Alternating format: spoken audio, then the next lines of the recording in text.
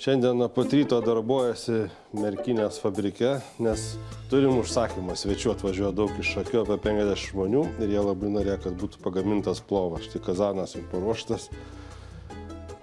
Viskas paruošta, paprastai kazanas kaista lauke, gaminam lauke, bet šiandien gaminsim viduj, nes žiema visgi oras kažką netoks.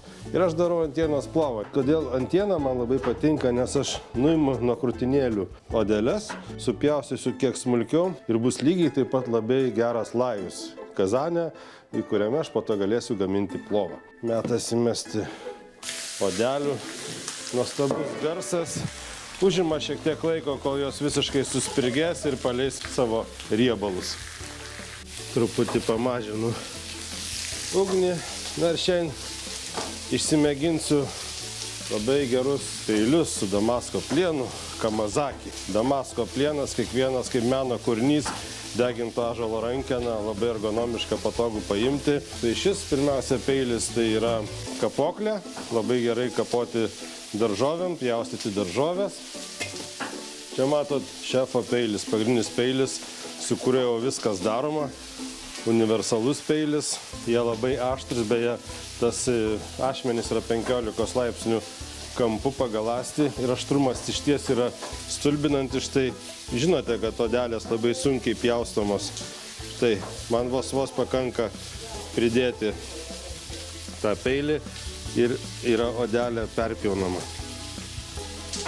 Štai, padarytas taip, kad prie jo niekas neliptų. Labai geras įrankis.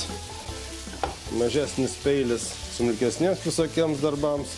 Ir pats mažiausias, tai yra skirtas daržovėms. Labai nemėgstu, kai virtuvėje peiliai neaštrūs. Štai dar vienas pavyzdys, kaip gerai nusifiliuoja viskas. Kamazakių peilių rinkinį galite įsigyti krinona.lt.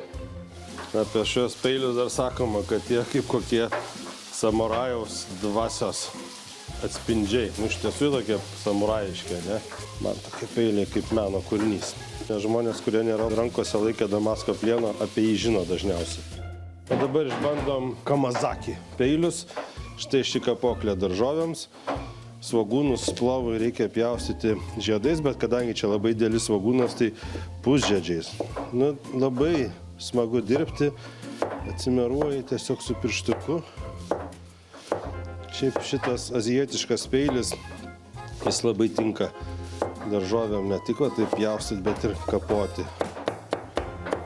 Štai, atkreipkite dėmesį, štai kiek lajaus gavosi iš krūtinėlių.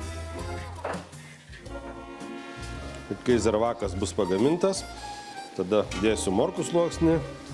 Dėsiu dar pat prie paukštienos labai tinka rūgščios razinos ir nuplautus ryžius, užpilsiu karštų vandeniu, kad jie būtų biresni. Naudoju šiltą vandenį ir plaunu tol, kol vanduo nuskaidrėja. Ir po to dar palieku pamerktus tos ryžius. Reikia nebijoti druskos dėti gerokai daugiau neįsivaizduojat, nes ryžiai sugers labai didelę dalį sūrumo. Tuoj kvapai čia pasikeis virtuvėje labai stipriai. Kam trint? Nu, nežinau, kiek čia tiesos, bet sako uzbekai, kad kai trinys geriau paleidžia savo visus aromatus, nes truputį pasižeidžia. Žinau, kad kumyną ne visi mėgsta, skonio reikalas, man tai labai patinka. Dar vienas dalykas, kurį visada dedu į plovą, tai yra raugerškio uogos džiovintos. Tai jie irgi labai tinka, ypač prie paukštienos. Na ir jau kai visas zervakas truputį pakaito, dar vienas etapas morkų sudėjimas. Dedu vienu sluoksniu visada ir jau nebemaišau iki ryžių uždėjimo ant viršaus. Atėjo metas sudėti geltonas džembo razinas, jos tokios yra gan stambios.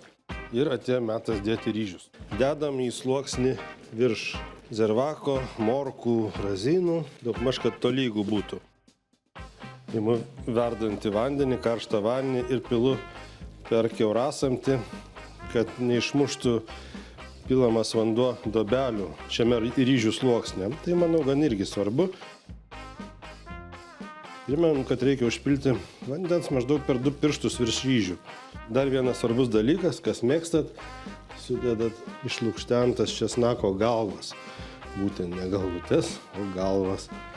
Nes po to labai skanios. Vien tą česnaką valgant jau yra labai gardu. Labai atsakingas momentas, maždaug po valandos. Man asmeniškai sunkiausia į plovo gamybos dalis yra tas ryžių pagavimas, kad jie būtų paruošti. Birūs. Puikiai pavyko. Ir dabar pažiūrim, ar dar yra skysčio. Girdit, garsas yra. Tam reikia ir pradurti tokias skylutes, kad jis išgaruotų, bet aš jau netgi jaučiu, kad jau viskas. Jis tikrai jo nebereikia šildyti. Kai padaužysiu per viršų, turi toks būt duslus garsas. Štai. Pačiu laiku atėjau dar kokias 5 minutės ir jau būtų pasivylęs. Taip gaminamas antienos plovas. Aišku, čia kiekis didžiulis. Čia 50 žmonių. Labai gerai gavosi.